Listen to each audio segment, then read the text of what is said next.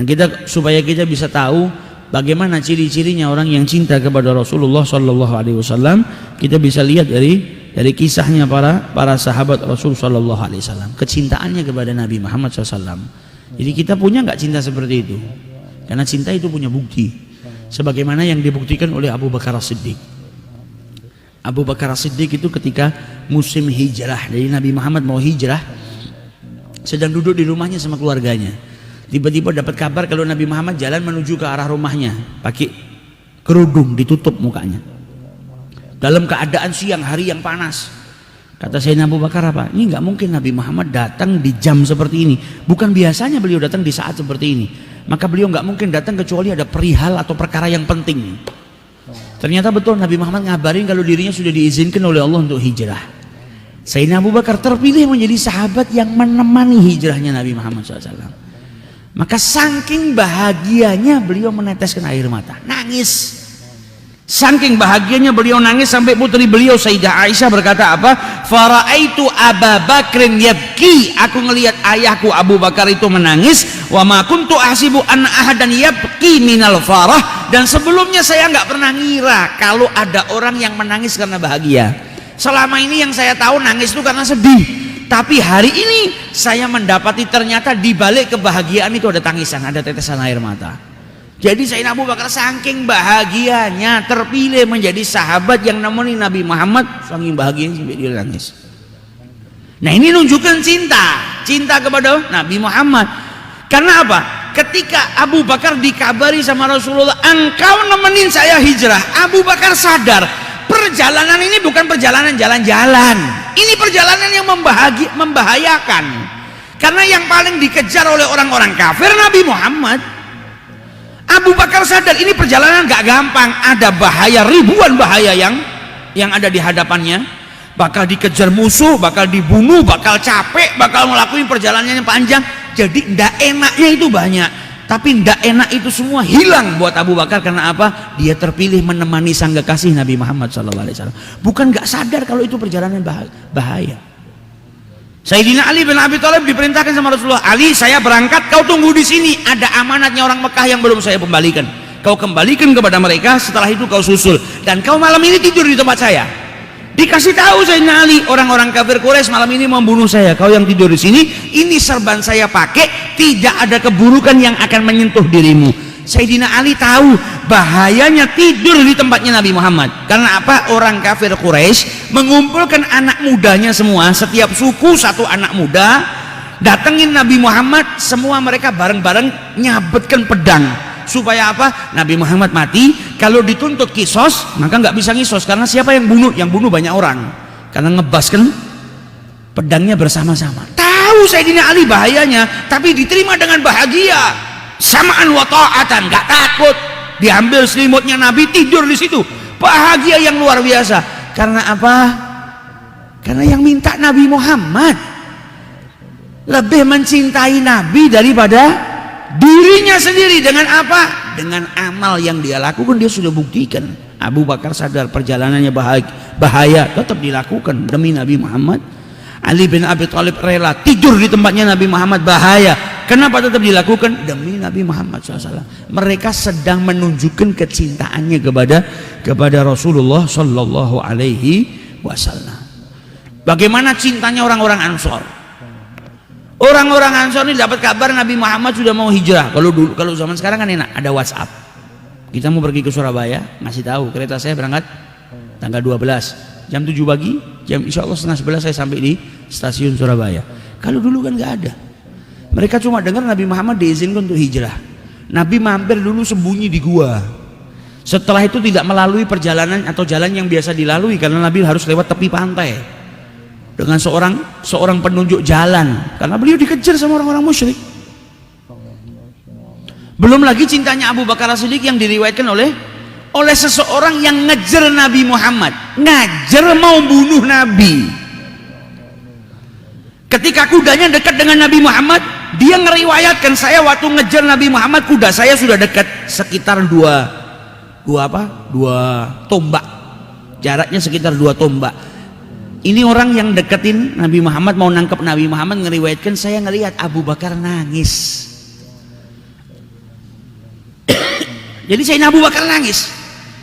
Setiap kali kudanya orang ini mendekat kepada Nabi Muhammad, Abu Bakar nangis. Sampai ditanya sama Nabi Muhammad, "Mayuki, apa yang buat kau nangis?"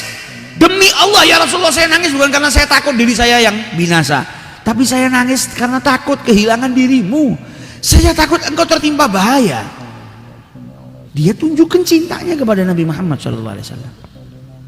Nah ini cinta, bukan cuma sekedar ngaku, tapi menunjukkan kecintaannya kepada Rasulullah. Orang-orang Ansor lihat mau kedatangan Nabi Muhammad, gak tahu Nabi nyampenya hari apa, jam berapa. Tiap pagi keluar di musim panas yang luar biasa, keluar dari rumahnya berbondong-bondong ke pintu masuk, nunggu di situ dengan terik matahari yang luar biasa. Ditunggu sampai datang waktu sore, Nabi nggak datang, mereka pulang ke rumahnya. Besok datang lagi, nunggu lagi berjam-jam. Oh Nabi nggak datang, pulang lagi ke rumahnya. Ditunggu lagi berjam-jam tiap hari dan tidak pernah bosan. Sampai akhirnya Nabi Muhammad SAW nyampe di Madinah, disambut dengan sukacita, rebutan supaya Nabi nginep di rumahnya. Sampai akhirnya rumahnya Abu Ayyub yang terpilih. Rumah Abu Ayyub terpilih. Abu Ayyub nggak mau tinggal di bawah, nggak mau tinggal di atas. "Ya Rasulullah, rumah saya 2 lantai, kau di atas, saya di bawah." Itu pun karena cinta. Minta Nabi tinggal di atas bukan di bawah karena cinta. "Kalau saya yang di atas nanti saya takut kurang ajar ya Rasulullah, jalan ngelewatin kau di atas. Saya takut kalau saya jalan debunya nanti ngotorin kepalamu. Saya takut kalau saya tinggal di ruangan atas, kalau ada wahyu turun saya jadi penghalang." Nabi Muhammad nggak mau, "Saya di bawah aja supaya yang silaturahmi kepada saya gampang." Jadi Nabi milih ruangan bawah bukan karena ruangannya lebih bagus, mikirkan orang Madinah yang mau silaturahmi sama beliau biar nggak kesusahan naik-naik ke atas. Cintanya Nabi sama umatnya sampai seperti itu. Abu Ayyub naik di atas, kata istrinya Abu Ayyub, "Selama kami tinggal di atas, Abu Ayyub jalan di ruangan tuh ngelewatin tengah nggak pernah. Kalau jalan melipir di pinggir, takut kalau ngelewatin tengah di bawahnya ada Nabi Muhammad. Jaga adabnya sampai seperti itu. Kalau jalan pelan-pelan, takut apa? Kalau kebantaran, rumahnya orang dulu kan dari tanah, takut ada debu yang ngotorin kepalanya Nabi Muhammad."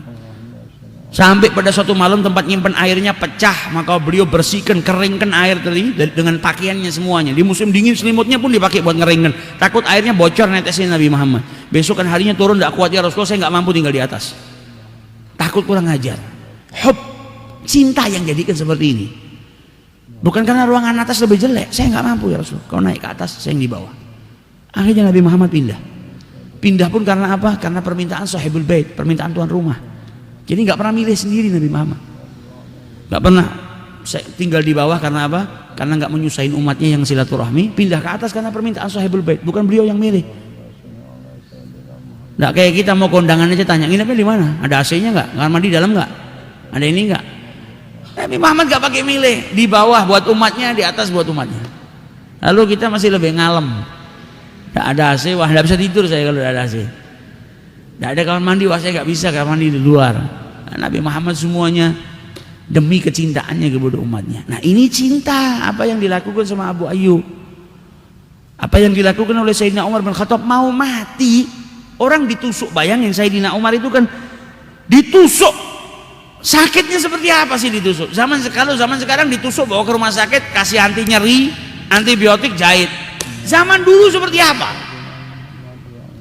Ditusuk dalam keadaan sakit, mau mati, manggil putranya, "Abdullah, pergi ke rumah Ummul Mukminin Aisyah, katakan Umar menitipkan salam kepada dirimu. Jangan katakan Amirul Mukminin, lastul lil mu'minina amiran fi hadzal yaum. Hari ini aku bukan pemimpin bagi orang mukmin, saya sudah bukan khalifah. Katakan yang ngirim salam adalah Umar ibnul Khattab, jangan katakan Amirul Mukminin." Kemudian katakan kepada Ummuna Aisyah, "Saya minta izin untuk dimakamkan di sebelahnya Nabi Muhammad, tolong mintakan izin." Maka pergi Abdullah ke rumahnya Aisyah. Sampai di rumahnya Aisyah, ngomong, Aisyah nangis. "Kenapa engkau menangis wahai Ummul Mukminin?" Kata Aisyah, "Dahulu saya berharap tempat ini buat saya. Saya yang dimakamkan di sebelahnya Rasulullah, Rasul, Abu Bakar, Aisyah. Saya berharap saya mati di sini, dimakamkan di sini, tapi yang minta Sayyidina Umar." Dikasihkan, diizinkan. Abdullah pulang, Sayyidina Umar di kamarnya dapat kabar, "Ya wahai Amirul Mukminin, anakmu Abdullah sudah datang." Sayyidina Umar saking penasaran dengan jawabannya dalam keadaan sakit, maradul maut, sakit yang Jadi tidak lama setelah itu beliau meninggal dunia, minta dibangunkan dari tidurnya. Ya taragab. Anaknya datang ditanya, gimana? Wahai Abdullah, ya Amirul Mukminin, engkau diizinkan seperti yang kau inginkan. Maka Sayyidina Umar bin Khattab mengucap, alhamdulillah, sesungguhnya nggak ada yang lebih penting buatku daripada ini. Mau mati, pikirannya apa? Gimana caranya nggak pisah sama Nabi Muhammad? Yang ada di benaknya nabi. Nah ini betul-betul mahabbah, nggak mikirkan yang lain. Sehingga dia berkata apa? Nanti kalau saya meninggal, mandikan saya, kafanin saya, sholatkan saya, setelah itu bawa saya ke tempat Aisyah. Masih suruh minta izin lagi. In adzinat, kalau diizinkan, makamkan saya di situ. Kalau beliau nggak mengizinkan, bawa saya ke Baqi dan makamkan saya beserta umat Islam yang lainnya. Mau meninggal pikirannya Nabi Muhammad. Kita nggak mau meninggal, hidup mikirin Nabi nggak pernah. Gitu ngaku cinta, jauh. Maka masih butuh banyak perjuangan supaya kita bisa mencintai beliau melebihi daripada kecintaan kita kepada diri kita sendiri, keluarga, harta, anak dan lain sebagainya. Dan semoga kita diberi kemudahan untuk mencintai Nabi Muhammad SAW sebagaimana Allah memberikan kemudahan kepada mereka, para wali-walinya, para sahabat-sahabat Rasulullah. Dan semoga kecintaan ini berbuah al-ittiba, ngikutin Nabi Muhammad, bahagiakan Nabi Muhammad. Amin ya rabbal alamin.